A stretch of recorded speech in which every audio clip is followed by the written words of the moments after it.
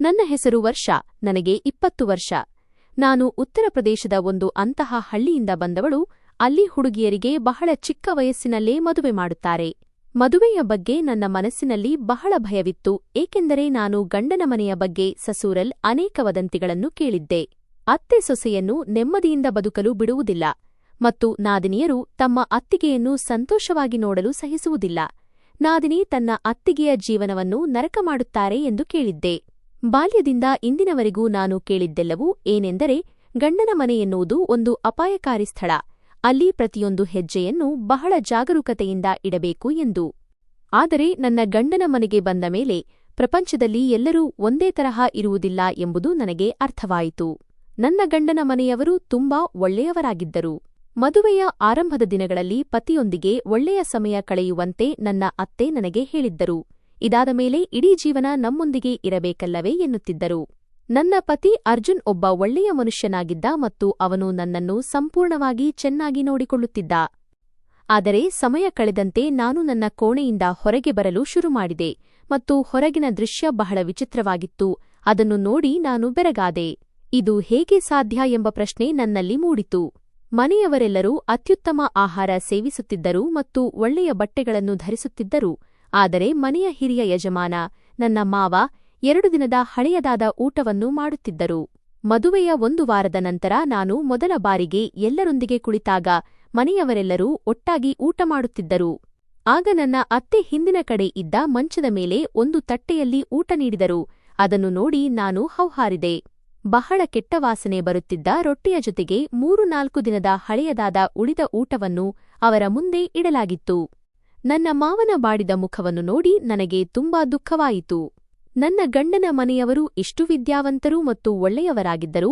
ನನ್ನ ಅತ್ತೆ ನನ್ನ ಮಾವನೊಂದಿಗೆ ಇಂತಹ ವರ್ತನೆಯನ್ನು ಏಕೆ ಮಾಡುತ್ತಿದ್ದಾರೆ ಎಂದು ನನಗೆ ಅರ್ಥವಾಗಲಿಲ್ಲ. ಅವರು ಮೌನವಾಗಿ ಆ ಊಟವನ್ನು ಸೇವಿಸಿದರು ಮತ್ತು ಈ ಬಗ್ಗೆ ಯಾರೂ ಮಾತನಾಡಲೇ ಇಲ್ಲ.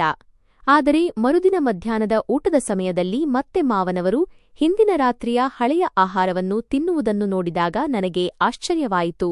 ಉಳಿದವರೆಲ್ಲರೂ ತಾಜಾ ಆಹಾರ ಸೇವಿಸುತ್ತಿರುವಾಗ ಕೇವಲ ನನ್ನ ಮಾವನಿಗೆ ಮಾತ್ರ ಏಕೆ ಹಳೆಯ ಊಟವನ್ನು ನೀಡಲಾಗುತ್ತಿತ್ತು?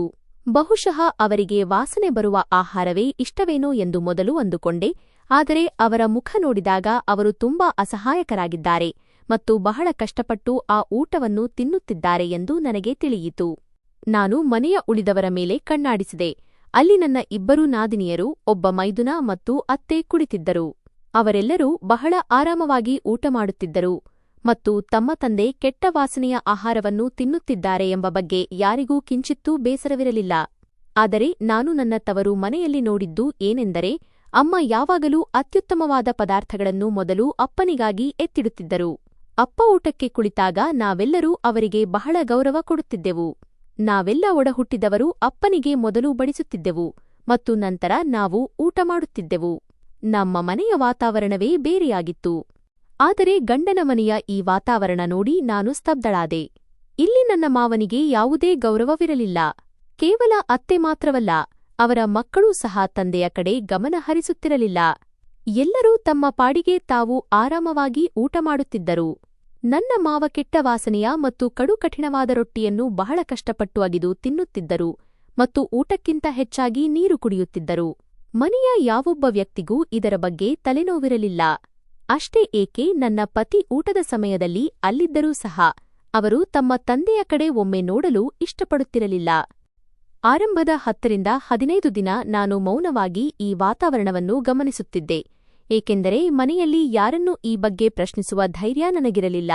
ಆದರೆ ಕೆಲವು ದಿನಗಳ ನಂತರ ನಾನು ಮನೆಯ ವಾತಾವರಣಕ್ಕೆ ಹೊಂದಿಕೊಂಡ ಮೇಲೆ ಮತ್ತು ಎಲ್ಲರೊಂದಿಗೆ ಮಾತುಕತೆ ಸರಿಯಾದ ಮೇಲೆ ನಾನು ನನ್ನ ಪತಿಯೊಂದಿಗೆ ಈ ವಿಷಯದ ಬಗ್ಗೆ ಮಾತನಾಡಿದೆ. ಇದು ಸರಿಯಾದ ಕ್ರಮವೇ? ನಿಮ್ಮ ತಂದೆ ಅಷ್ಟು ಕೆಟ್ಟ ವಾಸನೆ ಬರುವ ಆಹಾರ ತಿನ್ನುತ್ತಿದ್ದಾರೆ ಮತ್ತು ನೀವು ಅವರ ಮುಂದೆ ಕುಳಿತು ತಾಜಾ ಮತ್ತು ಬಿಸಿ ಊಟ ಮಾಡುತ್ತಿದ್ದೀರಲ್ಲ ಎಂದು ಕೇಳಿದೆ. ಇದನ್ನು ಕೇಳಿದ ತಕ್ಷಣ ಮೃದು ಸ್ವಭಾವದ ಅರ್ಜುನ್ ಇದ್ದಕ್ಕಿದ್ದಂತೆ ಕೋಪಗೊಂಡರು ಮತ್ತು ನನಗೆ ಹೀಗೆಂದರು, ನೀನು ಈ ಮನೆಯ ವಿಷಯಗಳಲ್ಲಿ ತಲೆ ಹಾಕಬೇಡ. ನನ್ನ ತಂದೆ ತಾಯಿಯ ವಿಷಯದಲ್ಲಿ ನೀನು ಮಾತನಾಡದಿರುವುದೇ ನಿನಗೆ ಒಳ್ಳೆಯದು. ನಿನಗೆ ಈ ಮನೆಯಲ್ಲಿ ಏನಾದರೂ ತೊಂದರೆ ಇದ್ದರೆ ಅದರ ಬಗ್ಗೆ ನನ್ನ ಹತ್ತಿರ ಮಾತನಾಡು, ಆದರೆ ನನ್ನ ತಂದೆ ತಾಯಿಯ ಬಗ್ಗೆ ಚಿಂತಿಸುವ ಅಗತ್ಯ ನಿನಗಿಲ್ಲ. ಇದು ನಮ್ಮ ಮನೆಯ ಒಳಗಿನ ವಿಚಾರ. ಅರ್ಜುನ್ ಈ ಮಾತನ್ನು ಕೇಳಿ ನನ್ನ ಕಣ್ಣಲ್ಲಿ ನೀರು ಬಂದಿತು. ನಾನು ಕೂಡ ಈ ಮನೆಯ ಭಾಗವೇ ತಾನೇ? ಎಷ್ಟು ಸುಲಭವಾಗಿ ಅವರು ಇದು ಅವರ ಮನೆಯ ಒಳಗಿನ ವಿಚಾರ ಎಂದು ಹೇಳಿ ನನ್ನ ಬಾಯಿ ಮುಚ್ಚಿಸಿದರು. ಅಂದರೆ ಈ ಮನೆಯ ಸಮಸ್ಯೆಗಳಿಗೂ ನನಗೂ ಯಾವುದೇ ಸಂಬಂಧವಿಲ್ಲ ಎಂದಂತಾಯಿತು. ಈಗ ನಾನು ಮೌನವಾಗಿ ಓಡಾಡುತ್ತಾ ಕೇವಲ ನನ್ನ ಮಾವನನ್ನೇ ನೋಡುತ್ತಿರುತ್ತೇನೆ. ನನ್ನ ಮನಸ್ಸು ಅವರನ್ನು ನೋಡಿ ಒಂದು ರೀತಿಯ ವಿಚಿತ್ರ ಉದಾಸೀನತೆ ಮತ್ತು ದುಃಖಕ್ಕೆ ಒಳಗಾಗುತ್ತದೆ. ಯಾರೊಂದಿಗೂ ಒಂದು ಶಬ್ದವನ್ನು ಮಾತನಾಡದ ನನ್ನ ಆ ಮುಗ್ಧಮಾವ ಇಡೀ ದಿನ ಮೌನವಾಗಿ ಮಂಚದ ಮೇಲೆ ಕುಳಿತಿರುತ್ತಾರೆ ಮತ್ತು ಅವರಿಗೆ ಪ್ರತಿ ಬಾರಿಯೂ ಕೇವಲ ಹಳೆಯ ವಾಸಿ ಆಹಾರವನ್ನೇ ನೀಡಲಾಗುತ್ತದೆ. ಅವರ ಹತ್ತಿರ ಧರಿಸಲು 2 ಜೊತೆ ಬಟ್ಟೆಗಳೂ ಸರಿಯಾಗಿ ಇರಲಿಲ್ಲ, ಏಕೆಂದರೆ ನಾನು ಈ ಮನೆಗೆ ಬಂದಾಗಿನಿಂದ ಅವರನ್ನು ಕೇವಲ ಆ 2 ಜೊತೆ ಬಟ್ಟೆಗಳಲ್ಲೇ ನೋಡಿದ್ದೆ. ಆದರೆ ಈ ಮನೆಯಲ್ಲಿ ಹಣಕಾಸಿನ ಯಾವುದೇ ಕೊರತೆಯಿರಲಿಲ್ಲ. ನಾನು ಇನ್ನು ಮುಂದೆ ಮೌನವಾಗಿ ಇರುವುದಿಲ್ಲ ಮತ್ತು ನನ್ನ ನಾದಿನಿಯರ ಜೊತೆ ಈ ಬಗ್ಗೆ ಮಾತನಾಡುತ್ತೇನೆ ಎಂದು ನಿರ್ಧರಿಸಿದೆ. ಸಾಮಾನ್ಯವಾಗಿ ಹೆಣ್ಣುಮಕ್ಕಳು ತಮ್ಮ ತಂದೆಯ ಮುದ್ದಿನವರಾಗಿರುತ್ತಾರೆ ಮತ್ತು ಹೆಣ್ಣುಮಕ್ಕಳಿಗೆ ಅತಿ ಹೆಚ್ಚು ಪ್ರೀತಿ ತಮ್ಮ ತಂದೆಯ ಮೇಲೆಯೇ ಇರುತ್ತದೆ. ಆದರೆ ಅವರ ತಂದೆಯ ಜೊತೆ ಅವರ ತಾಯಿಯ ವರ್ತನೆ ಇಷ್ಟೊಂದು ಕೆಟ್ಟದಾಗಿತ್ತು. ಮನೆಯ ಹಿರಿಯರಾಗಿದ್ದರೂ ಸಹ ಅವರಿಗೆ ಸರಿಯಾಗಿ ಊಟವನ್ನು ನೀಡುತ್ತಿರಲಿಲ್ಲ. ಆದರೆ ಎಲ್ಲೋ ಒಂದು ಕಡೆ ಈ ವಿಷಯವು ನನಗೆ ಆಶ್ಚರ್ಯವನ್ನುಂಟು ಮಾಡುತ್ತಿತ್ತು. ನನ್ನ ಅತ್ತೆಯ ವರ್ತನೆ ನನ್ನ ಜೊತೆ ತುಂಬಾ ಚೆನ್ನಾಗಿತ್ತು. ಅದು ಒಳ್ಳೆಯ ಆಹಾರವಿರಲಿ ಅಥವಾ ಹಣ್ಣುಗಳಿರಲಿ, ಅವರು ಮೊದಲು ನನಗೆ ಕೇಳುತ್ತಿದ್ದರು. ಹೀಗಿದ್ದ ಮೇಲೆ ಅವರು ತಮ್ಮ ಪತಿಯ ಜೊತೆ ಈ ರೀತಿ ಹೇಗೆ ವರ್ತಿಸುತ್ತಿದ್ದರು? ಪ್ರತಿಯೊಂದು ವಿಷಯಕ್ಕೂ ಅವರು ನನ್ನ ಮಾವನವರನ್ನು ಗದರಿಸುತ್ತಿದ್ದರು ಮತ್ತು ಬಹಳ ಕೆಟ್ಟದಾಗಿ ಮಾತನಾಡುತ್ತಿದ್ದರು. ಅವರಿಗೆ ಕೆಟ್ಟ ವಾಸನೆಯ ಆಹಾರ ನೀಡುತ್ತಿದ್ದರು ಮತ್ತು ಮಾವನವರಿಗೆ ಧರಿಸಲು ಒಂದು ಸರಿಯಾದ ಜೊತೆ ಬಟ್ಟೆಯೂ ಇರಲಿಲ್ಲ. ಇವೆಲ್ಲದಕ್ಕಿಂತಲೂ ಹೆಚ್ಚಾಗಿ ನನಗೆ ಆಶ್ಚರ್ಯವಾದ ವಿಷಯವೆಂದರೆ, ಯಾವಾಗ ನನ್ನ ನಾದಿನಿಯ ಸಂಬಂಧ ಮದುವೆ ಪ್ರಸ್ತಾಪ ಬಂದಿತೋ ಆಗ ನನ್ನ ಅತ್ತೆ ಮಾವನವರನ್ನು ಮನೆಯಿಂದ ಹೊರಗೆ ಕಳುಹಿಸಿಬಿಟ್ಟರು. ಸಂಬಂಧ ಬೆಳೆಸಲು ಬಂದವರು ಬಂದು ಹೋದರೂ ನನ್ನ ನಾದಿನಿಯ ಸಂಬಂಧವು ಸಂಪೂರ್ಣವಾಗಿ ಪಕ್ಕಾ ಆಯಿತು. ಆದರೆ ನನ್ನ ಅತ್ತೆಯವರನ್ನು ಮಾವನವರನ್ನು ಭೇಟಿಯಾಗಲು ಬಿಡಲೇ ಇಲ್ಲ. ನಾನು ಮಾತಿನ ಮಧ್ಯೆ ಒಮ್ಮೆ ಅತ್ತೆಯವರ ಬಳಿ ಕೇಳಿದೆ, ರೂಹಿಯ ಗಂಡನ ಮನೆಯವರು ಇನ್ನೂ ತಂದೆಯವರನ್ನು ಭೇಟಿ ಮಾಡಿಲ್ಲವಲ್ಲ ಎಂದು. ಇದನ್ನು ಕೇಳಿ ಅತ್ತೆ ನನ್ನನ್ನು ವಿಚಿತ್ರ ದೃಷ್ಟಿಯಿಂದ ನೋಡಿ, ರೂಹಿಯ ಸಂಬಂಧ ನಿಶ್ಚಯವಾಗಿದೆ ಮತ್ತು ಅವಳ ಮದುವೆಯಾಗಲಿದೆ. ಮದುವೆಯ ದಿನದಂದು ನಿನ್ನ ಮಾವನವರು ಅವರನ್ನು ನೋಡೇ ನೋಡುತ್ತಾರೆ ಎಂದರು. ಒಬ್ಬ ಮಗಳು ತಂದೆಯಾಗಿದ್ದರೂ ಮದುವೆಯ ದಿನವೇ ತನ್ನ ಭಾವಿ ಅಳಿಯನನ್ನು ನೋಡುವುದೆಂದರೆ ನನಗೆ ತುಂಬಾ ಆಶ್ಚರ್ಯವಾಯಿತು. ಮದುವೆಯ ತಯಾರಿಗಳು ಶುರುವಾಗಿದ್ದವು. ಆದರೆ ಮಾವನವರ ಜೊತೆ ಮನೆಯವರೆಲ್ಲರ ವರ್ತನೆ ಮಾತ್ರ ಹಾಗೆಯೇ ಇತ್ತು. ನಾನು ರೂಹಿಯ ಬಳಿಯೂ ಕೇಳಿದೆ, ತಂದೆಯವರ ಜೊತೆ ಇಂತಹ ವರ್ತನೆ ಏಕಾಗುತ್ತದೆ ಮತ್ತು ನೀವೇಕೆ ಏನೂ ಹೇಳುವುದಿಲ್ಲ ಎಂದು. ಇದನ್ನು ಕೇಳಿ ರೂಹಿ ಕೂಡ ನನ್ನ ಪತಿ ಕೊಟ್ಟ ಉತ್ತರವನ್ನೇ ನೀಡಿದಳು. ಇದು ಅಮ್ಮ ಮತ್ತು ಅಪ್ಪನ ವೈಯಕ್ತಿಕ ವಿಚಾರ. ಅತ್ತಿಗೆ, ನೀವು ಇದರಿಂದ ದೂರ ಇರುವುದೇ ನಿಮಗೂ ಮತ್ತು ಎಲ್ಲರಿಗೂ ಒಳ್ಳೆಯದು. ನೀವು ಈ ವಿಷಯದಲ್ಲಿ ತಲೆ ಹಾಕುತ್ತಿದ್ದೀರಿ ಎಂದು ಅಮ್ಮನಿಗೆ ತಿಳಿದರೆ ಬಹುಶಃ ಅವರು ನಿಮ್ಮ ಜೊತೆಗೂ ಕೆಟ್ಟದಾಗಿ ವರ್ತಿಸಲು ಶುರು ಮಾಡಬಹುದು ಎಂದಳು. ರೂಹಿಯ ಮಾತನ್ನು ಕೇಳಿ ನಾನು ಮೌನವಾದೆ. ರೂಹಿ ಹೇಳುತ್ತಿರುವುದು ನಿಜವೇ ಇತ್ತು. ಅಮ್ಮ ನನ್ನನ್ನೇ ತನ್ನ ಶತ್ರು ಎಂದು ಭಾವಿಸಿದರೆ ಬಹುಶಃ ಅವರು ಮಾವನವರ ಜೊತೆ ಮಾಡುವಂತೆಯೇ ನನ್ನ ಜೊತೆಗೂ ಮಾಡಬಹುದು. ಮಾವನವರು ಅವರ ಪತಿಯಾಗಿದ್ದರೂ ಸಹ ಅವರನ್ನು ಅವರು ಬಿಡುತ್ತಿರಲಿಲ್ಲ. ಇನ್ನು ನಾನು ಕೇವಲ ಅವರ ಸೊಸೆ ಅಷ್ಟೇ. ಒಂದು ದಿನ ಮಧ್ಯಾಹ್ನದ ಊಟದ ನಂತರ ನನ್ನ ಅತ್ತೆ ಮದುವೆಯ ತಯಾರಿಯ ಕೆಲಸಕ್ಕಾಗಿ ಮಾರುಕಟ್ಟೆಗೆ ಹೋಗಬೇಕಾಯಿತು. ಅತ್ತೆ ಪ್ರತಿದಿನವೂ ಮಾರುಕಟ್ಟೆಗೆ ಹೋಗುತ್ತಿದ್ದರು. ಮನೆಯಲ್ಲಿ ನಾನು ಮತ್ತು ಮಾವನವರನ್ನು ಬಿಟ್ಟು ಬೇರೆ ಯಾರೂ ಇಲ್ಲದಿದ್ದಾಗ ನಾನು ಮೌನವಾಗಿ ಆ ಹಳೆಯ ಆಹಾರವನ್ನೆಲ್ಲ ತೆಗೆದುಕೊಂಡು ಹೋಗಿ ಮನೆಯ ಛಾವಣಿಯ ಮೇಲ್ಛಾವಣಿ ಮೇಲೆ ಹಾಕಿಬಿಟ್ಟೆ. ಇದರಿಂದ ಆ ಕೆಟ್ಟ ವಾಸನೆಯ ಊಟವೇ ಉಳಿಯಬಾರದು ಮತ್ತು ಅನಿವಾರ್ಯವಾಗಿ ಮಾವನವರಿಗೆ ತಾಜಾ ಊಟವನ್ನೇ ನೀಡಬೇಕಾಗುತ್ತದೆ ಎಂದು ನಾನು ಭಾವಿಸಿದ್ದೆ. ಆದರೆ ಇದು ನನ್ನ ಜೀವನದ ದೊಡ್ಡ ತಪ್ಪು ಮತ್ತು ಇದರ ಪರಿಣಾಮವನ್ನು ಮಾವನವರೇ ಅನುಭವಿಸಬೇಕಾಗುತ್ತದೆ ಎಂದು ನನಗೆ ತಿಳಿದಿರಲಿಲ್ಲ. ಹಳೆಯ ಆಹಾರವನ್ನೆಲ್ಲ ಹೊರಹಾಕಿದ ನಂತರ ನನ್ನ ಮನಸ್ಸಿಗೆ ನೆಮ್ಮದಿಯಾಯಿತು. ನಾನು ಎಲ್ಲಾ ಪಾತ್ರೆಗಳನ್ನು ತೊಳೆದು ಅಡುಗೆ ಮನೆಯನ್ನು ಶುಚಿಗೊಳಿಸಿ ರಾತ್ರಿಯ ಊಟದ ತಯಾರಿ ನಡೆಸಿದೆ. ಅತ್ತೆ ರೂಹಿ ಮತ್ತು ನನ್ನ ಚಿಕ್ಕ ನಾದಿನಿಯನ್ನು ಕರೆದುಕೊಂಡು ಮಾರುಕಟ್ಟೆಗೆ ಹೋಗಿದ್ದರು. ಅವರು ಬರುವ ಮೊದಲೇ ನಾನು ರಾತ್ರಿಯ ಅಡುಗೆ ಮಾಡಿ ಮುಗಿಸಿ ಮನೆಯನ್ನೆಲ್ಲ ಅಚ್ಚುಕಟ್ಟಾಗಿ ಇಟ್ಟಿದ್ದೆ. ಇಂದು ಮಾವನವರಿಗೂ ಮನೆಯವರೆಲ್ಲರಿಗೂ ಮಾಡಿದ ತಾಜಾ ಊಟವೇ ಸಿಗುತ್ತದೆ ಎಂದು ನಾನು ನಂಬಿದ್ದೆ, ಏಕೆಂದರೆ ಅವರಿಗೆ ಕೊಡಲು ಹಳೆಯ ಆಹಾರವೇ ಉಳಿದಿರಲಿಲ್ಲ. ಆದರೆ ರಾತ್ರಿ ಊಟದ ಸಮಯದಲ್ಲಿ ಅತ್ತೆ ಮಾವನವರಿಗೆ ಊಟ ನೀಡುತ್ತಿರುವುದನ್ನು ನೋಡಿ ನನ್ನ ಕಣ್ಣುಗಳು ಆಶ್ಚರ್ಯದಿಂದ ಅರಳಿದವು. ಮಾವನವರ ಜೊತೆಗಿನ ಆ ವರ್ತನೆಯನ್ನು ನೋಡಿ ನನಗೆ ಒಂದು ತುತ್ತು ಅನ್ನವೂ ಗಂಟಲಿಂದ ಕೆಳಗಿಳಿಯಲಿಲ್ಲ ಮತ್ತು ನಾನು ಮೌನವಾಗಿ ಎದ್ದು ನನ್ನ ಕೋಣೆಗೆ ಹೋಗಿಬಿಟ್ಟೆ. ನಾನು ಊಟ ಮಾಡಿಲ್ಲ ಎಂಬುದು ನನ್ನ ಪತಿಗೆ ತಿಳಿಯಿತು. ಆದರೆ ಅವರು ಎಲ್ಲರ ಮುಂದೆ ಏನೂ ಮಾತನಾಡಲಿಲ್ಲ. ನಾನು ಕೋಣೆಯ ಕೆಲಸ ಮುಗಿಸಿ ಬಂದಾಗ ಅವರು ನನ್ನನ್ನು ಹತ್ತಿರ ಕರೆದು ಏಕೆ ಊಟ ಮಾಡಿಲ್ಲ ಎಂದು ಕೇಳಿದರು. ನನಗೆ ನನ್ನ ಪತಿಯ ಮೇಲೆ ತುಂಬಾ ಕೋಪ ಬರುತ್ತಿತ್ತು. ಸ್ವಂತ ತಂದೆಯ ಜೊತೆ ಹೀಗೆ ನಡೆಯುತ್ತಿರುವುದನ್ನು ಅವರು ಹೇಗೆ ಸಹಿಸಿಕೊಳ್ಳುತ್ತಿದ್ದಾರೆ? ನನ್ನ ಕಣ್ಣುಗಳಲ್ಲಿ ನೀರು ಬರಲಾರಂಭಿಸಿತು. ನಾನು ಪತಿಯ ಬಳಿ ಹೀಗೆಂದೆ, ನನಗೂ ಭಯವಾಗುತ್ತಿದೆ. ನಾಳೆ ನನ್ನ ಮಗನೂ ಕೂಡ ನಿಮ್ಮಂತೆಯೇ ಆಗಬಾರದಲ್ಲವೇ? ಅವನು ನಿಮ್ಮನ್ನು ಪ್ರತಿಯೊಂದು ತುತ್ತು ಅನ್ನಕ್ಕೂ ಹಾತೊರೆಯುವಂತೆ ಮಾಡಿದರೆ ನಿಮ್ಮ ಗತಿ ಏನು ಎಂದು. ಇದನ್ನು ಕೇಳಿ ಅರ್ಜುನ್ ದಿಗಿಲುಗೊಂಡರು. ನೀನು ಏನು ಮಾತನಾಡುತ್ತಿದ್ದೀಯಾ? ನನ್ನ ಬುದ್ಧಿ ಸರಿಯಾಗಿದೆಯೇ? ನನ್ನ ಮಕ್ಕಳು ನನ್ನ ಜೊತೆ ಈ ರೀತಿ ಏಕೆ ಮಾಡುತ್ತಾರೆ ಎಂದು ಕೇಳಿದರು. ನಾನು ಅರ್ಜುನ್ ಕಡೆ ನೋಡಿ ಅಳುತ್ತಾ ಹೇಳಿದೆ, ಯಾವಾಗ ನೀವು ನಿಮ್ಮ ಸ್ವಂತ ತಂದೆಯ ಜೊತೆ ಇಷ್ಟೆಲ್ಲಾ ಅನ್ಯಾಯ ನಡೆಯುತ್ತಿರುವುದನ್ನು ಸಹಿಸಿಕೊಳ್ಳುತ್ತೀರೋ ಮತ್ತು ಅವರ ಮೇಲೆ ನಡೆಯುವ ಎಲ್ಲಾ ದೌರ್ಜನ್ಯಗಳನ್ನು ಕಣ್ಣು ಮುಚ್ಚಿ ನೋಡುತ್ತಾ ಕುಳಿತಿರುತ್ತೀರೋ, ಆಗ ನಿಮ್ಮ ಮಕ್ಕಳು ನಿಮ್ಮೊಂದಿಗೆ ಹಾಗೆಯೇ ಮಾಡಬಾರದು ಏಕೆ ಎಂದು. ಇದನ್ನು ಕೇಳಿದ ಅರ್ಜುನ್ ನನಗೆ ಹೀಗೆಂದರು, ನಿನಗೆ ಯಾವುದರ ಬಗ್ಗೆ ಸರಿಯಾದ ಮಾಹಿತಿ ಇರುವುದಿಲ್ಲವೋ ಅದರ ಬಗ್ಗೆ ಮಾತನಾಡಬೇಡ, ಸುಮ್ಮನೆ ಮಲಗುವುದು ನಿನಗೆ ಒಳ್ಳೆಯದು. ಅರ್ಜುನ್ ತನ್ನ ಮಾತು ಮುಗಿಸಿ ಮಲಗಲು ಹೋದರು. ಆದರೆ ನನ್ನ ಹೃದಯದಲ್ಲಿ ಬೆಂಕಿ ಉರಿಯುತ್ತಿರುವಂತೆ ಭಾಸವಾಗುತ್ತಿತ್ತು. ಒಂದು ವೇಳೆ ಭಗವಂತನು ನಮ್ಮನ್ನು ಈ ಬಗ್ಗೆ ಲೆಕ್ಕ ಕೇಳಿದರೆ ನಾವು ಏನು ಉತ್ತರ ನೀಡುತ್ತೇವೆ ಎಂದು ಯೋಚಿಸಿ ನನಗೆ ಆತಂಕವಾಗುತ್ತಿತ್ತು. ಮತ್ತು ಒಂದು ವೇಳೆ ನನ್ನ ಮಕ್ಕಳು ಅರ್ಜುನ್ ಜೊತೆ ಇದನ್ನೇ ಮಾಡಿದರೆ ಆಗ ಅರ್ಜುನ್ ಏನು ಮಾಡುತ್ತಾರೆ? ಏಕೆಂದರೆ ಕರ್ಮದ ಫಲ ಈ ಜಗತ್ತಿನಲ್ಲೇ ಸಿಗುತ್ತದೆ ಮತ್ತು ನಾವು ಏನನ್ನು ಬಿತ್ತುತ್ತೇವೆಯೋ ಅದನ್ನೇ ಕೊಯ್ಯುತ್ತೇವೆ. ನಾನು ಇಡೀ ರಾತ್ರಿ ಮಗ್ಗಲು ಬದಲಿಸುತ್ತಲೇ ಕಳೆದೆ, ನನಗೆ ನೆಮ್ಮದಿ ಸಿಗುತ್ತಿರಲಿಲ್ಲ. ರಾತ್ರಿಯ ಊಟದ ಸಮಯದಲ್ಲಿ ಆ ದೃಶ್ಯವನ್ನು ನೋಡಿದಾಗಿನಿಂದ ನನಗೆ ಅಸಹನೀಯವಾಗಿತ್ತು. ನನ್ನ ಅತ್ತೆ ಮಾವನ ತಟ್ಟೆಗೆ 2 ಹಸಿ ತರಕಾರಿ ಮತ್ತು ಹಸಿ ಹಿಟ್ಟನ್ನು ಹಾಕಿ ಮುಂದಿಟ್ಟಾಗ ನನ್ನ ಪ್ರಾಣವೇ ಹೋದಂತಾಯಿತು. ಜೊತೆಗೆ ಅವರು ನನ್ನ ಮಾವನಿಗೆ ತುಂಬಾ ಬೈಯುತ್ತಿದ್ದರು ಮತ್ತು ಉಳಿದ ಮಕ್ಕಳೆಲ್ಲ ಮನೆಯಲ್ಲಿ ಏನೂ ನಡೆಯದಂತೆ ತಮ್ಮ ಊಟ ಮಾಡುವುದರಲ್ಲಿ ಮಗ್ನರಾಗಿದ್ದರು. ಹಾಗೆಯೇ ಅವರು ತಮ್ಮ ಪತಿಗೆ ಹೀಗೆ ಹೇಳುತ್ತಿದ್ದರು, ನಿನಗೆ ತಾಜಾ ಊಟ ಮಾಡುವ ತುಂಬಾ ಹವ್ಯಾಸ ಬಂದಿದೆ ಅಲ್ವಾ, ಇಗೋ ತಗೋ ತೀರಾ ತಾಜಾ ಊಟ ಮಾಡು. ನೀನು ಬೇಕಂತಲೇ ವಾಸನೆ ಬರುತ್ತಿದ್ದ ಊಟವನ್ನು ಮೇಲ್ಛಾವಣಿಯ ಮೇಲೆ ಎಸೆದೆ, ಈಗ ಇದರಿಂದಲೇ ಹೊಟ್ಟೆ ತುಂಬಿಸಿಕೊಳ್ಳಬೇಕು. ನನ್ನ ಮಾವ ಈ ಸಮಯದಲ್ಲಿ ಅಸಹಾಯಕರಾಗಿದ್ದರು.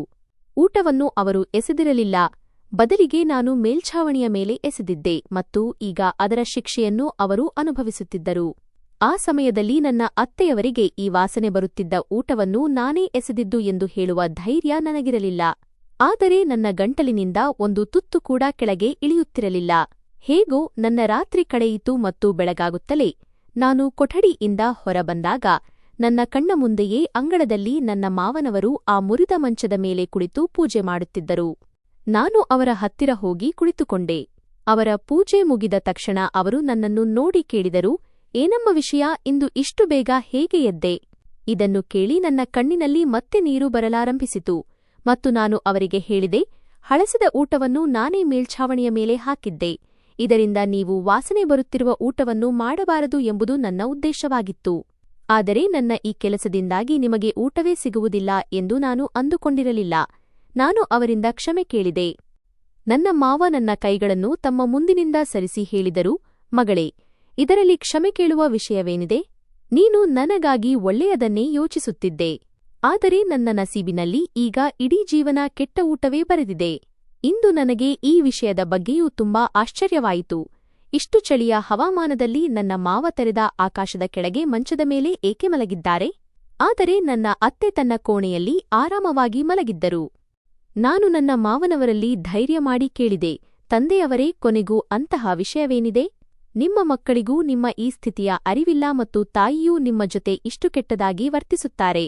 ಮನೆಯಲ್ಲಿ ಎಲ್ಲರೂ ತಾಜಾ ಊಟ ಮಾಡುತ್ತಾರೆ, ಆದರೆ ನಿಮಗೆ 2 ದಿನದ ಹಳಸಿದ ಊಟವನ್ನೇ ಏಕೆ ನೀಡಲಾಗುತ್ತದೆ? ಮಾವನವರು ನನ್ನ ಮಾತನ್ನು ಕೇಳಿ ಮೆಲ್ಲನೆ ನಕ್ಕು ಹೇಳಿದರು, ನನ್ನ ಸೊಸೆಗೆ ನನ್ನ ಬಗ್ಗೆ ಇಷ್ಟು ಕಾಳಜಿ ಇದೆ ಎಂದು ನನಗೆ ಸಂತೋಷವಾಗಿದೆ. ಆದರೆ ನಿನ್ನ ಅತ್ತೆ ನನ್ನ ಜೊತೆ ಕೆಟ್ಟದಾಗಿ ವರ್ತಿಸುತ್ತಿಲ್ಲ ಮತ್ತು ನನ್ನ ಮಕ್ಕಳು ಕೂಡ ಕೆಟ್ಟವರಲ್ಲ. ಬದಲಿಗೆ ನಾನು ಏನನ್ನು ಬಿತ್ತಿದ್ದೇನೋ ಅದನ್ನೇ ಈಗ ಅನುಭವಿಸುತ್ತಿದ್ದೇನೆ. ನನ್ನ ಮಾವನ ಮಾತನ್ನು ಕೇಳಿ ನಾನು ಬೆರಗಾದೆ. ಇಷ್ಟೆಲ್ಲ ಆದ ಮೇಲೂ ಅವರಿಗೆ ತಮ್ಮ ಹೆಂಡತಿ ಮತ್ತು ಮಕ್ಕಳ ಮೇಲೆ ಯಾವುದೇ ದೂರು ಇರಲಿಲ್ಲ. ಆದರೆ ಅವರ ಪರಿಸ್ಥಿತಿಯನ್ನು ನೋಡಿ ನನ್ನ ಹೃದಯವೇ ಸುಡುತ್ತಿತ್ತು. ಚಳಿ ತುಂಬಾ ಹೆಚ್ಚಾಗಿತ್ತು ಮತ್ತು ಇದುವರೆಗೆ ಯಾರೂ ತಮ್ಮ ಕೊಠಡಿಯಿಂದ ಹೊರಬಂದಿರಲಿಲ್ಲ. ನಾನು ಶಾಲನ್ನು ಹೊದ್ದುಕೊಂಡು ನನ್ನ ಮಾವನ ಹತ್ತಿರವೇ ಕುಳಿತಿದ್ದೆ. ಆಗ ಅವರು ನಿಧಾನವಾಗಿ ನನಗೆ ಎಲ್ಲವನ್ನೂ ಹೇಳತೊಡಗಿದರು. ಅದನ್ನು ಕೇಳಿ ನನ್ನ ಮೈ ರೋಮಗಳು ಎದ್ದು ನಿಂತವು. ನನ್ನ ಮಾವ ನನಗೆ ಹೇಳಿದರು, ಅವರಿಗೆ ನನ್ನ ಅತ್ತೆಯ ಜೊತೆ ಮದುವೆಯಾದಾಗ ಅವರಿಬ್ಬರ ವಯಸ್ಸಿನಲ್ಲಿ ತುಂಬಾ ವ್ಯತ್ಯಾಸವಿತ್ತು. ನನ್ನ ಅತ್ತೆ ಕೇವಲ 16 ವರ್ಷದ ಹುಡುಗಿಯಾಗಿದ್ದರು ಮತ್ತು ನನ್ನ ಮಾವನವರಿಗೆ 32 ವರ್ಷ ವಯಸ್ಸಾಗಿತ್ತು. ನನ್ನ ಮಾವ ಹೇಳತೊಡಗಿದರು, ಅವರ ತಾಯಿ ಬೇಕಂತಲೇ ಅವರ ಮದುವೆಯನ್ನು ತುಂಬಾ ತಡವಾಗಿ ಮಾಡಿಸಿದ್ದರು, ಏಕೆಂದರೆ ಅವರು ಮನೆಯಲ್ಲಿ ಒಬ್ಬನೇ ದುಡಿಯುವವರಾಗಿದ್ದರು ಮತ್ತು 6 ಜನ ಸಹೋದರಿಯರಿಗೆ ಒಬ್ಬನೇ ಸಹೋದರನಾಗಿದ್ದರು. ಅವರ ತಾಯಿ ಮೊದಲು ಅವರ ಸಂಪಾದನೆಯಿಂದ ಇಡೀ ಮನೆಯನ್ನು ಕಟ್ಟಿಸಿದರು ಮತ್ತು ತಮ್ಮ ಹೆಣ್ಣುಮಕ್ಕಳ ಮದುವೆಗಳನ್ನು ನಿಶ್ಚಯಿಸಿದರು. ಅದರ ನಂತರವೇ ಅವರ ಮದುವೆಯನ್ನು ನನ್ನ ಅತ್ತೆಯ ಜೊತೆ ಮಾಡಿಸಿದರು. ನನ್ನ ಮಾವನವರ ತಾಯಿ ಬೇಕಂತಲೇ ಕಡಿಮೆ ವಯಸ್ಸಿನ ಹುಡುಗಿಯೊಂದಿಗೆ ಅವರ ಮದುವೆ ಮಾಡಿಸಿದ್ದರು, ಇದರಿಂದ ಅವರು ಆಕೆಯನ್ನು ಹತ್ತಿಕ್ಕಿ ಇಡಬಹುದು ಎಂದು. ನನ್ನ ಮಾವ ಹೇಳಿದರು, ನನ್ನ ಅತ್ತೆ ಮದುವೆಯಾಗಿ ಅವರ ಮನೆಗೆ ಬಂದಾಗ ಅವರು ಮೊದಲ ದಿನದಿಂದಲೇ ತಮ್ಮ ಅತ್ತೆಯ ಕೆಲಸದವಳಾಗಿ ಹೋಗಿದ್ದರು. ಅವರ ಅತ್ತೆಯವರಿಗೆ ಊಟ ಮಾಡಲು ಸಹ ಬಿಡುತ್ತಿರಲಿಲ್ಲ ಮತ್ತು ಎಲ್ಲಾ ಊಟವನ್ನೂ ತಮ್ಮ ಹೆಣ್ಣುಮಕ್ಕಳ ಮನೆಗೆ ಕಳುಹಿಸುತ್ತಿದ್ದರು. ನನ್ನ ಅತ್ತೆಯ ಪಾಲಿಗೆ ಯಾವಾಗಲೂ ಎಂಜಲು ಮತ್ತು ಹಳಸಿದ ಊಟವೇ ಬರುತ್ತಿತ್ತು. ಆದರೆ ನನ್ನ ಅತ್ತೆ ಎಂದೂ ದೂರು ನೀಡಲಿಲ್ಲ ಮತ್ತು ನನ್ನ ಮಾವ ಈ ಎಲ್ಲಾ ಅನ್ಯಾಯಗಳನ್ನು ನೋಡುತ್ತಿದ್ದರೂ ತಮ್ಮ ತಾಯಿಗಾಗಿ ಮೌನವಾಗಿದ್ದರು. ಅರ್ಜುನ್ ಹುಟ್ಟಿದಾಗ ನನ್ನ ಅತ್ತೆಗೆ ಕೇವಲ 17 ವರ್ಷ ವಯಸ್ಸಾಗಿತ್ತು. ಹೊಟ್ಟೆ ತುಂಬ ಊಟ ಸಿಗದ ಕಾರಣ ನನ್ನ ಅತ್ತೆಯ ಆರೋಗ್ಯ ತುಂಬಾ ಹದಗೆಡತೊಡಗಿತ್ತು. ಆದರೆ ಅದರ ಹೊರತಾಗಿಯೂ ಮನೆಯ ಎಲ್ಲಾ ಜವಾಬ್ದಾರಿ ಅವರ ಮೇಲೆಯೇ ಇತ್ತು. ನನ್ನ ಮಾವನ ಎಲ್ಲಾ ಸಹೋದರಿಯರು ಬಂದು ಅವರಿಗೆ ತುಂಬಾ ತೊಂದರೆ ಕೊಡುತ್ತಿದ್ದರು. ನನ್ನ ಮಾವನಿಗೆ ತುಂಬಾ ಒಳ್ಳೆಯ ಸರ್ಕಾರಿ ಕೆಲಸವಿತ್ತು. ಆದರೂ ಅವರು ತಮ್ಮ ಹೆಂಡತಿಗೆ ಒಂದು ಹೊತ್ತಿನ ಒಳ್ಳೆಯ ಊಟವನ್ನು ನೀಡಲು ಸಾಧ್ಯವಾಗುತ್ತಿರಲಿಲ್ಲ. ಆದರೆ ಅವರ ಸಹೋದರಿಯರು ಉಳಿಯಲು ಬಂದಾಗ ಅವರಿಗಾಗಿ ಅತ್ಯುತ್ತಮ ಖಾದ್ಯಗಳನ್ನು ತಯಾರಿಸಲಾಗುತ್ತಿತ್ತು. ಇದನ್ನು ಮೂಲಕ್ಕೆ ತಕ್ಕಂತೆ ಅಷ್ಟೇ ವಿವರವಾಗಿ ಮತ್ತು ದೀರ್ಘವಾಗಿ ಅನುವಾದಿಸಲಾಗಿದೆ. ನನ್ನ ಅತ್ತೆ ಯಾವಾಗಲೂ ಅಡುಗೆಮನೆಯಲ್ಲೇ ಕೆಲಸ ಮಾಡುತ್ತಿದ್ದರು ಮತ್ತು ಕೊನೆಯಲ್ಲಿ ಅವರಿಗೆ ತಿನ್ನಲು ಒಂದು ತುತ್ತು ಅನ್ನವೂ ಉಳಿಯುತ್ತಿರಲಿಲ್ಲ. ಇಷ್ಟೆಲ್ಲ ಕಷ್ಟಗಳಿದ್ದರೂ ನನ್ನ ಅತ್ತೆ ಎಂದಿಗೂ ಮಾವನವರ ಮೇಲೆ ಯಾವುದೇ ದೂರು ನೀಡುತ್ತಿರಲಿಲ್ಲ. ಆದರೆ ಅರ್ಜುನನ ಜೊತೆಗೆ ಹುಟ್ಟಿದ ಅವಳಿ ಸಹೋದರನು ಹುಟ್ಟಿನಿಂದಲೇ ಬಹಳ ದುರ್ಬಲನಾಗಿದ್ದ ಕಾರಣ ಮೃತಪಟ್ಟನು. ಈ ದುಃಖ ಮತ್ತು ಶಾರೀರಿಕ ದೌರ್ಬಲ್ಯದಿಂದಾಗಿ ಅತ್ತೆಯವರ ಸ್ಥಿತಿ ತುಂಬಾ ಹದಗೆಟ್ಟಿತು ಮತ್ತು ಅವರು ಸಂಪೂರ್ಣವಾಗಿ ಹಾಸಿಗೆ ಹಿಡಿದರು. ಅತ್ತೆ ಎಲ್ಲಿಯವರೆಗೆ ಕೆಲಸ ಮಾಡಲು ಶಕ್ತರಾಗಿದ್ದರೋ ಅಲ್ಲಿಯವರೆಗೂ ಮನೆಯವರೆಲ್ಲರೂ ಅವರನ್ನು ಸಂಪೂರ್ಣವಾಗಿ ಬಳಸಿಕೊಂಡರು. ಆದರೆ ಯಾವಾಗ ಅವರು ಅಶಕ್ತರಾದರೋ ಆಗ ಅರ್ಜುನನ ಅಜ್ಜಿ, ಮಾವನವರ ತಾಯಿ ಅತ್ತೆಯನ್ನು ಒಂದು ಕೋಣೆಯಲ್ಲಿ ಹಾಕಿ ನಿರ್ಲಕ್ಷಿಸಿದರು. ಅವರಿಗೆ ಸರಿಯಾಗಿ ಊಟವನ್ನು ನೀಡುತ್ತಿರಲಿಲ್ಲ. ನನ್ನ ಮಾವನವರ 6 ಜನ ಸಹೋದರಿಯರು ಅವರ ಸಂಪಾದನೆಯಲ್ಲಿ ಮಜಾ ಮಾಡುತ್ತಿದ್ದರು, ಆದರೆ ಅವರ ಸ್ವಂತ ಪತ್ನಿ ಮಾತ್ರ ದಿನವಿಡೀ ಹಸಿವಿನಿಂದ ಇರುತ್ತಿದ್ದರು. ದಿನದಿಂದ ದಿನಕ್ಕೆ ನನ್ನ ಅತ್ತೆ ಹೆಚ್ಚು ಅನಾರೋಗ್ಯಕ್ಕೆ ಒಳಗಾದರು. ಈ ನಗರದಲ್ಲಿ ಅವರಿಗೆ ಯಾರೂ ಇರಲಿಲ್ಲ, ಏಕೆಂದರೆ ಅವರು ಬೇರೆ ನಗರದಿಂದ ಮದುವೆಯಾಗಿ ಬಂದವರು. ಅವರ ತಂದೆ ತಾಯಿಯೂ ಸಹ ಮದುವೆಯ ನಂತರ ಮಗಳ ಬಗ್ಗೆ ಹೆಚ್ಚು ತಲೆಕೆಡಿಸಿಕೊಳ್ಳಲಿಲ್ಲ. ಇದರ ನಂತರ ಅತ್ತೆ 2 ಹೆಣ್ಣುಮಕ್ಕಳಿಗೆ ಜನ್ಮ ನೀಡಿದರು. ಇದರಿಂದ ಅವರ ಆರೋಗ್ಯ ಮೊದಲಿನಿಗಿಂತಲೂ ಹೆಚ್ಚು ಹಾಳಾಯಿತು. ಒಂದು ದಿನ ಅರ್ಜುನನ ಅಜ್ಜಿ ಅತ್ತೆಯ ಮೇಲೆ ಸುಳ್ಳು ಆರೋಪಗಳನ್ನು ಹೊರಿಸಿ ನನ್ನ ಮಾವನವರ ಮೇಲೆ ಒತ್ತಡ ಹೇರಿ ಅವರು ಅರ್ಜುನನ ತಾಯಿಗೆ ವಿಚ್ಛೇದನ ನೀಡುವಂತೆ ಮಾಡಿದರು. ಹೀಗೆ ಮಾವನವರು ಅನಿವಾರ್ಯವಾಗಿ ಅರ್ಜುನನ ತಾಯಿಗೆ, ಅಂದರೆ ನನ್ನ ಅತ್ತೆಗೆ ವಿಚ್ಛೇದನ ನೀಡಿದರು. ಮಾತುಗಳ ಮಧ್ಯೆ ಈ ವಿಷಯ ಕೇಳಿದಾಗ ನನ್ನ ಮೈ ಜುಮ್ ಎಂದಿತು. ನನ್ನ ಅತ್ತೆ ಮತ್ತು ಮಾವಗಂಡ ಹೆಂಡತಿಯಾಗಿ ಉಳಿದಿಲ್ಲ ಎಂಬುದು ನನಗೆ ದೊಡ್ಡ ಆಘಾತವಾಗಿತ್ತು. ವಿಚ್ಛೇದನದ ನಂತರವೂ ಅತ್ತೆ ಅನಿವಾರ್ಯವಾಗಿ ಇದೇ ಮನೆಯಲ್ಲಿ ಉಳಿಯಬೇಕಾಯಿತು. ಮೊದಲು ಅವರು ಕೆಲಸದವಳಂತೆ ಬದುಕುತ್ತಿದ್ದರು, ಆದರೆ ಈಗ ಅವರ ಸ್ಥಾನಮಾನ ಮಣ್ಣಿನ ಬೆಲೆಗೂ ಸಮನಾಗಿರಲಿಲ್ಲ. ಅಂತಹ ಅತ್ಯಂತ ಕಠಿಣ ಪರಿಸ್ಥಿತಿಯಲ್ಲಿ ಅವರು ತಮ್ಮ ಜೀವನವನ್ನು ಮುಂದುವರಿಸಿದರು. ನಂತರ ಕೆಲವು ವರ್ಷಗಳಲ್ಲಿ ಮಾವನವರ ತಾಯಿ ನಿಧನರಾದರು ಮತ್ತು ಮಾವನವರು ನಿವೃತ್ತರಾದರು, ರಿಟೈರ್. ಯಾವಾಗ ಅವರ ಕೈಯಲ್ಲಿ ಹಣ ಇಲ್ಲವಾಯಿತೋ ಅವರ 6 ಜನ ಸಹೋದರಿಯರು ತಮ್ಮ ತಮ್ಮ ಜೀವನದಲ್ಲಿ ಮಗ್ನರಾದರು ಮತ್ತು ತಮ್ಮ ಸಹೋದರನನ್ನು ಬಿಟ್ಟು ಹೋದರು. ಈ ವರ್ಷಗಳಲ್ಲಿ ಅರ್ಜುನ ಬೆಳೆದು ದೊಡ್ಡವನಾಗಿದ್ದ ಮತ್ತು ಅವನು ತನ್ನ ತಾಯಿಯ ಮೇಲೆ ನಡೆದ ಪ್ರತಿಯೊಂದು ದೌರ್ಜನ್ಯವನ್ನೂ ಕಣ್ಣಾರೆ ಕಂಡಿದ್ದನು. ಮಾವನವರು ನಿವೃತ್ತರಾದ ಮೇಲೆ ಅರ್ಜುನ ಸಣ್ಣಪುಟ್ಟ ಕೆಲಸಗಳನ್ನು ಮಾಡುತ್ತಾ ತನ್ನ ಓದು ಮತ್ತು ತಾಯಿಯ ಖರ್ಚುಗಳನ್ನು ನೋಡಿಕೊಳ್ಳಲು ಶುರುಮಾಡಿದನು. ಸಮಯ ಕಳೆದಂತೆ ಮನೆಯಲ್ಲಿ ಅರ್ಜುನ ಮತ್ತು ಅವನ ತಾಯಿಯ ಸ್ಥಾನಮಾನ ಹೆಚ್ಚಾಯಿತು ಮತ್ತು ಮಾವನವರ ಸ್ಥಿತಿ ಅಂದು ಅರ್ಜುನನ ತಾಯಿ ಅನುಭವಿಸಿದ ಪರಿಸ್ಥಿತಿಗೆ ಬಂದು ನಿಂತಿತು. ಕಾಲಚಕ್ರ ವೇಗವಾಗಿ ಉರುಳಿತು ಮತ್ತು ಪರಿಸ್ಥಿತಿ ಸಂಪೂರ್ಣವಾಗಿ ಬದಲಾಯಿತು. ಮಾವನವರು ಹೀಗೆ ಹೇಳುತ್ತಿದ್ದರು, ಈಗ ನಾನು ಅರ್ಜುನನ ತಾಯಿಯ ದಯೆ ಮತ್ತು ಕರುಣೆಯ ಮೇಲೆ ಬದುಕಬೇಕಾದ ಅನಿವಾರ್ಯತೆ ಬಂದಿದೆ. ನನ್ನನ್ನು ಕೇಳುವವರು ಈಗ ಯಾರೂ ಇಲ್ಲ. ನಮ್ಮಿಬ್ಬರ ವಿಚ್ಛೇದನ ಆಗಿದ್ದರೂ ಸಹ ಅತ್ತೆ ಇದೇ ಮನೆಯಲ್ಲಿದ್ದಾರೆ. ಮೊದಲು ಅವರು ಅನಿವಾರ್ಯವಾಗಿ ಇಲ್ಲಿದ್ದರು, ಆದರೆ ಈಗ ಅವರನ್ನು ಈ ಮನೆಯಿಂದ ಹೋಗಲು ಬಿಡದಿರುವುದು ನನ್ನ ಅನಿವಾರ್ಯತೆಯಾಗಿದೆ. ಏಕೆಂದರೆ ಅವರು ಹೋದರೆ ನಾನು ಈ ದೊಡ್ಡ ಮನೆಯಲ್ಲಿ ಒಬ್ಬಂಟಿಯಾಗುತ್ತೇನೆ. ನನ್ನ ವಯಸ್ಸಾಗಿದೆ, ನನ್ನ ಮಕ್ಕಳು ನನ್ನನ್ನು ದ್ವೇಷಿಸುತ್ತಾರೆ ಮತ್ತು ಅರ್ಜುನನ ತಾಯಿಯ ಹೃದಯದಲ್ಲಿ ನನ್ನ ಬಗ್ಗೆ ಯಾವುದೇ ಸಹಾನುಭೂತಿ ಉಳಿದಿಲ್ಲ. ನಾನು ಅವರ ಜೊತೆ ಕಳೆದ ಇಷ್ಟು ವರ್ಷಗಳಲ್ಲಿ ಎಂದು ಅವರ ಮೇಲೆ ಕರುಣೆ ತೋರಿಸಲಿಲ್ಲ, ಬದಲಾಗಿ ಯಾವಾಗಲೂ ನನ್ನ ತಾಯಿಯ ಪರವಾಗಿಯೇ ಇದ್ದೆ. ನನ್ನ ಹೆಂಡತಿಗಿಂತ ನನ್ನ ಸಹೋದರಿಯರೇ ನನಗೆ ಮುಖ್ಯವಾಗಿದ್ದರು. ಆದರೆ ಯಾವಾಗ ನನ್ನ ಬಳಿ ಹಣ ಮುಗಿಯಿತೋ ನನ್ನ ಸಹೋದರಿಯರೆಲ್ಲ ನನ್ನನ್ನು ಬಿಟ್ಟು ಹೋದರು. ಅಂದು ನನಗೆ ಪತಿ ಪತ್ನಿ ಪರಸ್ಪರ ಎಷ್ಟು ಮುಖ್ಯ ಎಂಬ ಅರಿವಾಯಿತು. ಅಂದು ನಾನು ನನ್ನ ಪತ್ನಿಗೆ ನೀಡಬೇಕಾದ ಗೌರವ ಮತ್ತು ಹಕ್ಕನ್ನು ನೀಡಿದ್ದರೆ ಇಂದು ನಾನು ಉನ್ನತ ಸ್ಥಾನದಲ್ಲಿ ಇರುತ್ತಿದ್ದೆ. ನನ್ನ ಮಕ್ಕಳು ನನ್ನನ್ನು ಪ್ರೀತಿಸುತ್ತಿದ್ದರೂ ನನ್ನ ಪತ್ನಿ ನನ್ನನ್ನು ಗೌರವದಿಂದ ನೋಡಿಕೊಳ್ಳುತ್ತಿದ್ದಳು. ಆದರೆ ನಾನೇ ನನ್ನ ಕೈಯಾರೆ ಎಲ್ಲಾ ಸಂಬಂಧಗಳನ್ನು ಹಾಳು ಮಾಡಿಕೊಂಡೆ. ಕಣ್ಣ ಮುಂದೆ ಅನ್ಯಾಯ ನಡೆಯುತ್ತಿದ್ದರೂ ಅದನ್ನು ತಡೆಯುವ ಪ್ರಯತ್ನ ಮಾಡಲಿಲ್ಲ. ಅದರ ಫಲವನ್ನು ಇಂದಿಗೂ ಅನುಭವಿಸುತ್ತಿದ್ದೇನೆ. ಇದರಲ್ಲಿ ಅರ್ಜುನನ ತಪ್ಪೇನಿಲ್ಲ. ಅವನು ತನ್ನ ಜೀವನವಿಡೀ ಒಂದು ತುತ್ತು ಅನ್ನಕ್ಕಾಗಿ ಹಾತೊರೆದಿದ್ದಾನೆ. ಇಂದು ಅವನು ನನಗೆ ಅದೇ ನೋವನ್ನು ನೀಡುತ್ತಿದ್ದಾನೆ.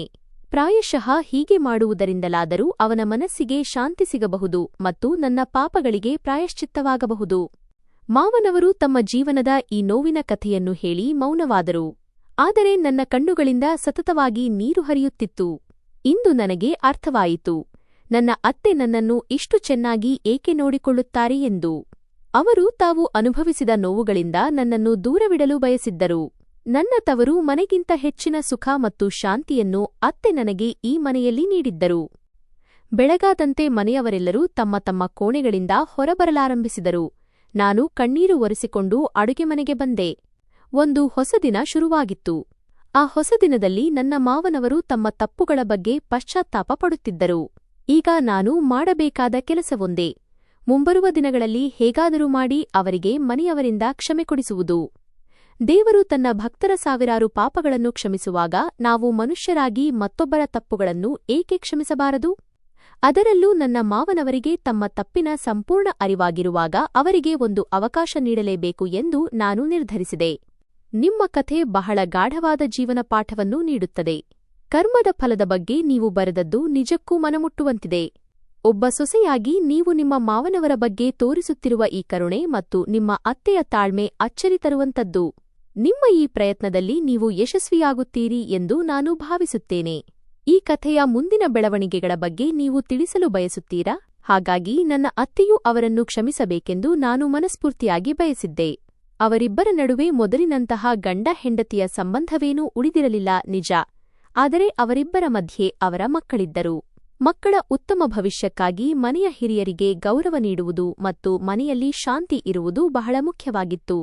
ಆದರೆ ಮನೆಯಲ್ಲಿ ನಡೆಯುತ್ತಿದ್ದ ಈ ಎಲ್ಲ ಸತ್ಯಗಳನ್ನು ತಿಳಿದ ಮೇಲೂ ಸುಮ್ಮನಿರುವುದು ನನಗೆ ತುಂಬಾ ಕಷ್ಟವಾಗಿತ್ತು. ಯಾವ ಪತಿಯೂ ತನ್ನ ತಾರುಣ್ಯದ ದಿನಗಳಲ್ಲಿ ತನ್ನ ಪತ್ನಿಗೆ ಗೌರವ ಮತ್ತು ಅವಳಿಗೆ ಸಿಗಬೇಕಾದ ಹಕ್ಕುಗಳನ್ನು ನೀಡುವುದಿಲ್ಲವೋ ಅವರು ವೃದ್ಧಾಪ್ಯದಲ್ಲಿ ಅವಮಾನ ಮತ್ತು ನಿರ್ಲಕ್ಷ್ಯವನ್ನು ಅನುಭವಿಸಬೇಕಾಗುತ್ತದೆ ಎಂಬುದು ಕಹಿ ಸತ್ಯ. ನಾನು ಆವೇಶದಲ್ಲಿ ಹೇಳಿದ ಮಾತುಗಳು ನನ್ನ ಪತಿಯ ಹೃದಯಕ್ಕೆ ಅಷ್ಟೊಂದು ಆಳವಾಗಿ ತಟ್ಟುತ್ತವೆ ಮತ್ತು ಅವರ ತಂದೆಯ ಬಗ್ಗೆ ಅವರ ಮನಸ್ಸು ಅಷ್ಟು ಬೇಗ ಕರಗುತ್ತದೆ ಎಂದು ನಾನು ಅಂದುಕೊಂಡಿರಲಿಲ್ಲ. ಇನ್ನು ಎಲ್ಲಕ್ಕಿಂತ ಕಷ್ಟದ ಕೆಲಸವೆಂದರೆ ಅತ್ತೆಯನ್ನು ಒಪ್ಪಿಸುವುದು ಮತ್ತು ಅವರ ಮನವೊಲಿಸುವುದು. ಈ ಕೆಲಸದಲ್ಲಿ ನನ್ನ ಪತಿ ನನಗೆ ಪೂರ್ಣ ಬೆಂಬಲ ನೀಡಿದರು. ಅಂತಿಮವಾಗಿ ನಾವು ನಮ್ಮ ಮಾವನವರಿಗೆ ಈ ಮನೆಯಲ್ಲಿ ಅವರಿಗೆ ಸಿಗಬೇಕಾದ ಗೌರವಯುತ ಸ್ಥಾನಮಾನವನ್ನು ಕೊಡಿಸುವಲ್ಲಿ ಯಶಸ್ವಿಯಾದೆವು. ಈಗ ನನ್ನ ಪ್ರಶ್ನೆ ಏನೆಂದರೆ, ನಿಮ್ಮ ಪ್ರಕಾರ ಸತ್ಯವನ್ನು ತಿಳಿದ ನಂತರ ನಾನು ಮಾವನವರಿಗೆ ಅವರ ಸ್ಥಾನಮಾನ ಕೊಡಿಸಿದ್ದು ಸರಿಯೇ? ಅಥವಾ ಇಡೀ ಕುಟುಂಬವೇ ಇಷ್ಟೊಂದು ಸಂಕಷ್ಟ ಮತ್ತು ನೋವನ್ನು ಅನುಭವಿಸಲು ಕಾರಣರಾದ ಅವರನ್ನು ಅವರ ಸ್ಥಿತಿಗೆ ಬಿಟ್ಟುಬಿಡಬೇಕಿತ್ತೇ? ಗೆಳೆಯರೇ, ನಮ್ಮ ಈ ಕಥೆ ನಿಮಗೆ ಇಷ್ಟವಾಗಿದೆ ಎಂದು ಭಾವಿಸುತ್ತೇನೆ. ಕಥೆ ಇಷ್ಟವಾದಲ್ಲಿ ವಿಡಿಯೋವನ್ನು ಲೈಕ್ ಮಾಡಿ ಮತ್ತು ನಮ್ಮ ಚಾನೆಲ್ಗೆ ನೀವು ಹೊಸಬರಾಗಿದ್ದರೆ ದಯವಿಟ್ಟು ಚಾನೆಲ್ ಅನ್ನು ಸಬ್ಸ್ಕ್ರೈಬ್ ಮಾಡಿ. ವರ್ಷ ಅವರೇ, ನಿಮ್ಮ ಕಥೆಯು ಜೀವನದ ಒಂದು ದೊಡ್ಡ ಸತ್ಯವನ್ನು ಸಾರುತ್ತದೆ. ನಾವು ಬಿತ್ತಿದ್ದನ್ನೇ ಕೊಯ್ಯುತ್ತೇವೆ ಎಂಬುದು ನಿಮ್ಮ ಮಾವನವರ ಜೀವನದಲ್ಲಿ ಅಕ್ಷರಶಃ ಸಾಬೀತಾಗಿದೆ. ಆದರೂ ಒಬ್ಬ ಸೊಸೆಯಾಗಿ ನೀವು ತೋರಿದ ಉದಾರತೆ ಮೆಚ್ಚುವಂತದ್ದು.